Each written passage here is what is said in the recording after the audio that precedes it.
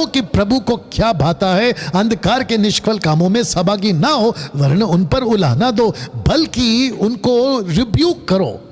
ये गलत है तो गलत है, वो सही है तो सही है। कुछ लोग क्या बोलते हैं, बहुत ध्यान से सुनिएगा मसीह मंथन के लोगों, आप लोग भी सुनिएगा, pastors and leaders, online preach वालों, कहते हैं कि डैनियल भाई आपकी जब हम प्रीचिंग सुनते हैं ना तो बहुत स्ट्रेट फॉरवर्ड होता है, अगर हम ऐसा प्रीच करेंगे ना तो कोई प्रभु के पास आएगा नहीं। तो मेरा क्वेश्चन है, पतरस ने जब 3000 लोगों को प्रचार किया था, वो 3000 लोगों का मन कैसे बदला?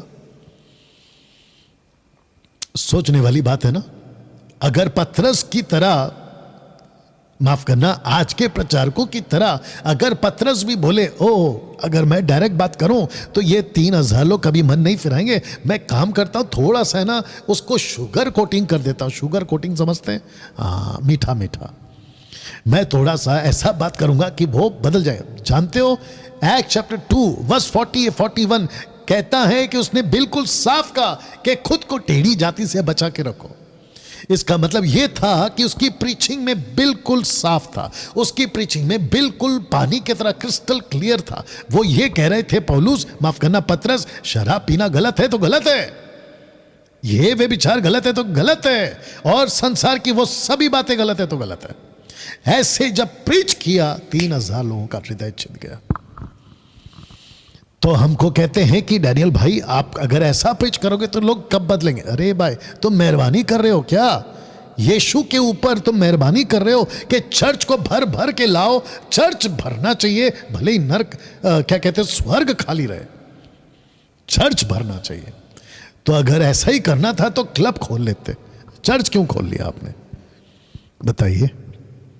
और फिर क्लब के अंदर जैसे सब चलता है ना, दारू सिगरेट पिक्चर सब चलता है ना, डिस्को ठिस्को सब चलता है, वैसे चर्च में भी चला लो।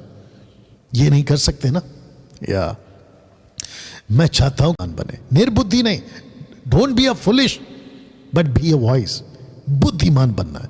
बुद्धिमान क्यों मैं आपके लिए रखने जा रहा हूं? बुद्धिमान इसलिए कहता है कि अवसर को बहुमूल्य समझो क्योंकि दिन बुरे हैं। आपको बुद्धिमान क्यों बनना है? क्योंकि दिन ठीक नहीं है। आज की तारीख में कुछ भी ठीक नहीं है, ना टॉलीवुड, ना बॉलीवुड, ना हॉलीवुड। और ये जितने भी लोग हैं ना संसार के अंदर, जो सांसारिक जीवन तो जीते हैं, संडे को चर्च में आते हैं, खूब नाचते हैं, और फिर पास्टर को कहते हैं कि पास्टर खबरदार, अगर आपने पाप के ऊपर प्रचार किया खबरदार, अगर आपने रिपेंटेंस के ऊपर प्रचार किया खबरदार, अगर आपने कोई ऐसी पवित्रता का टीच किया हम आपका चर्च छोड़ देंगे। ऐसी हालत है आज।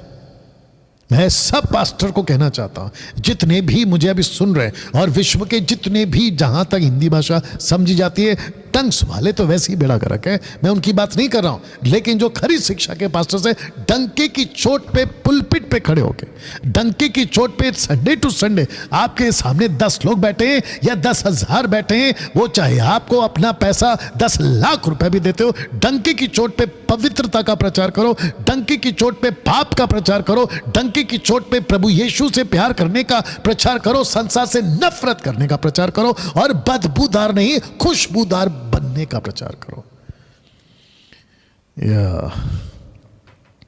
अवसर को बहुमूल्य समझो क्योंकि दिन बुरे हैं, इस कारण निर्बुद्धि ना हो, पर ध्यान से समझो कि प्रभु की इच्छा क्या है। जो कोई प्रभु की इच्छा को नहीं समझेगा वो प्रभु के साथ नहीं चल पाएगा। दोस्तों, अंत में एक ऐसी बात रखने जा रहा हूं, और वचन 21, मसीह के भय से एक दूसरे के अधीन रहो। मसीह के भय से एक दूसरे के अधीन हो। इसका मतलब क्या है पता है? इसका मतलब यह है कि हम सब के अंदर प्रभु का डर होना जरूरी है। हम सब के अंदर परमेश्वर का डर होना बहुत जरूरी है। क्या बात करते, क्या देखते हैं, क्या सुनते हैं, क्या करते हैं, ऑफिस में, स्कूल में, कॉलेज में, पड़ोस में, कॉर्पोरेट वर्ल्ड में हम कैसे रहते हैं, चर्च में हम कैसे रहते हैं, पास्टर चर्च के साथ, चर्च पास्टर के साथ हम कैसे रहते हैं, इसका डर होना बहुत जरूरी है। एक दूसरे के अधीन का मतलब क्या है? क्योंकि जब हम प्रभु से प्यार करेंगे तो हम एक दूसरे से प्यार करेंगे। अगर हम प्रभु से प्यार नहीं कर रहे, हम किसी प्रभु के दास, प्रभु के लोगों से प्यार नहीं कर रहे। तो मैं उस स्लाइड पे वापस आऊंगा